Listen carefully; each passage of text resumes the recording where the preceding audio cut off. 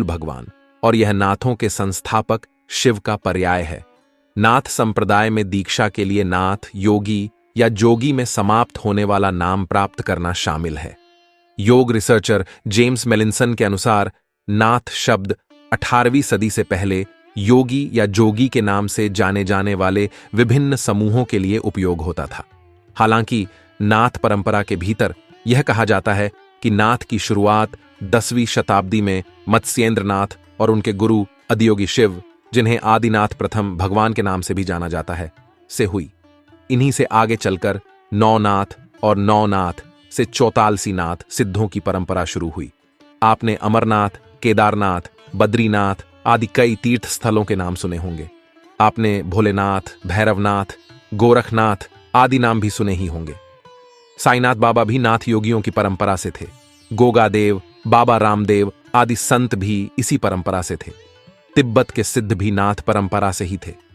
योगी या जोगी शब्द नाथ उपपरंपरा में खासा उपयोग होता है, पर यह इसी तक ही सीमित नहीं है और इसका उपयोग भारतीय संस्कृति में उन लोगों के लिए व्यापक रूप से किया जाता है जो नियमित रूप से योग के प्रति समर्पित हैं।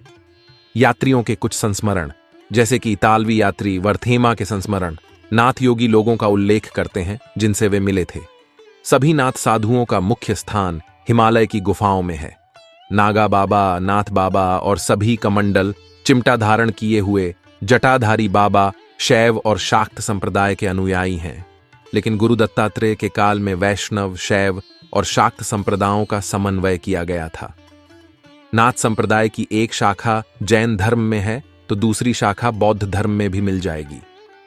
यदि गौर से देखा जाए तो इन्हीं के कारण इस्लाम में सूफीवाद की शुरुआत हुई। चलिए अब बात करते हैं नवनाथों के बारे में एक एक करके, पर उससे पहले सब्सक्राइब करें और वीडियो को लाइक करें। पहले नंबर पर है मत्स्येंद्र नाथ। नाथ संप्रदाय में आदिनाथ और दत्तात्रेय के बाद सबसे महत्वपूर्ण नाम आचार्य मत्स्येंद्र नाथ का है, जो मीननाथ और मच्छंद्र नाथ के नाम से लोकप्रिय हुए। कौल ज्ञान निर्णय के अनुसार मत्स्येंद्र नाथ ही कौल मार्ग के प्रथम प्रवर्तक थे। कुल का अर्थ है शक्ति और अकूल का अर्थ शिव।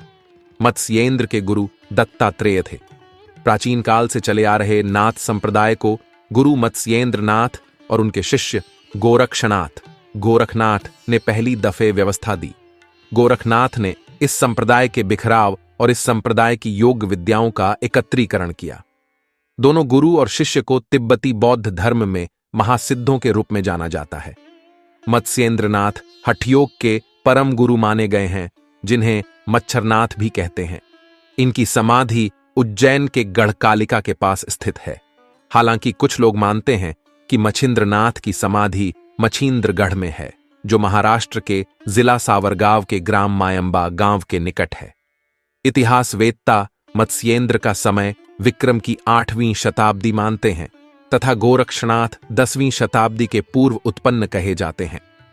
गोरक्षनाथ के गुरु मत्स्येंद्रनाथ की स्थिति 8वीं शताब्दी विक्रम का अंत या 9वीं शताब्दी का प्रारंभ माना जा सकता है। सबसे प्रथम तो मत्स्येंद्रनाथ द्वारा लिखित कौल ज्ञान निर्णय ग्रंथ का लिपिकाल निश्चित रूप से सिद्ध कर देता है कि मत्स्येंद्रनाथ 11वीं शताब्दी के पूर्ववर्ती हैं। मत्स्येंद्रनाथ का एक नाम मीननाथ है। ब्रजैनी सिद्धों में एक मीनपा है, जो मत्स्येंद्रनाथ के पिता बताए गए हैं। मीनपा राजा देवपाल के राजत्व काल में हुए थे। देवपाल का राज्यकाल 809 से 849 ईस्वी